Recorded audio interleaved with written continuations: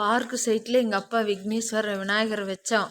இங்கே ஒரு 5, 6, 7, 8 வீடுங்க. பார்க் சைட்டு ஃபுல்லாக மரம் வருது அப்படின்னு சொல்லி மரம் வைக்கிறாங்கன்னு உடனே மரம் வச்சா சோங்காட்டு ஆயிரும்ன்ட்டு எல்லாம் ஒன்று கூடி வந்து ஆளுக்கு பாதி பணம் போட்டு விநாயகர், அது கற்பக விநாயகரை கொண்டாந்து வச்சாங்க.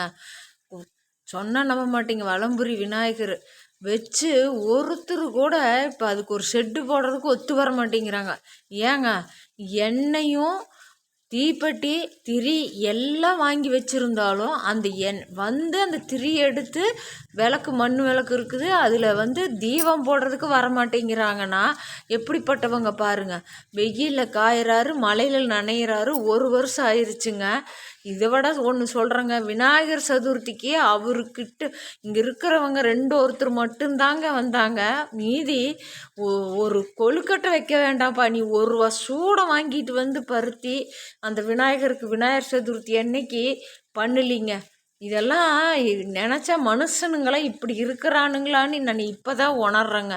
நாங்கள் பணத்துக்காக வெயிட் பண்ணுறோங்க. பணம் கிடச்சிதுன்னா கண்டிப்பாக எங்கள் அப்பா விக்னேஸ்வரனுக்கு அவர் அந்த இடத்துல வாஸ்து சரியில்லையாமா. அங்கே வச்ச அவசரத்தில் வச்சதுனால வாஸ்து சரியில்லை. வாஸ்துக்காரங்களை பார்த்து இங்கே வைக்க சொல்லி ஒரு இடம் குறித்து கொடுத்துட்டு போயிருக்கிறாங்க. அந்த இடத்துல விநாயகரையும் ராகு பகவான், கேது பகவான் நம்ம வீட்டில் தண்ணியில் இருக்கிறாங்க.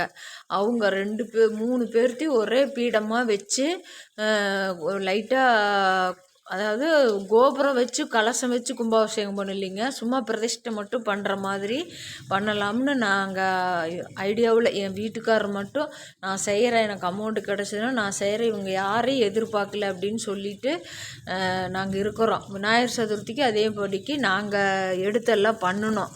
ஆனால் மரம் செடி வருதுங்கிறப்ப மட்டும் எல்லாரும் ஒன்று கூடி வந்தாங்க. இப்போ எங்கள் அப்பா மழையில் நனையிறாரு பாருங்க, வெயிலில் காயிறாரு. என்ன தான் பண்ணுறதுனே எங்களுக்கு ஒன்றுமே புரியலிங்க நிஜமாலுமே.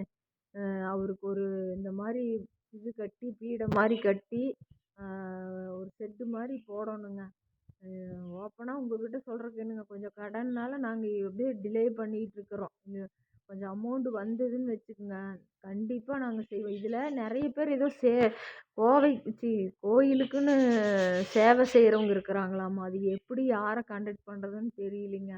அப்படி அவங்க நல்ல மனசு பண்ணி இந்த விநாயகனுக்கு ஒரு சின்னதாக கூலிங் சீட்டில் அட்டை மாதிரி போட்டு கொடுத்தா கூட போதும்னு நான் எதிர்பார்க்குறேங்க.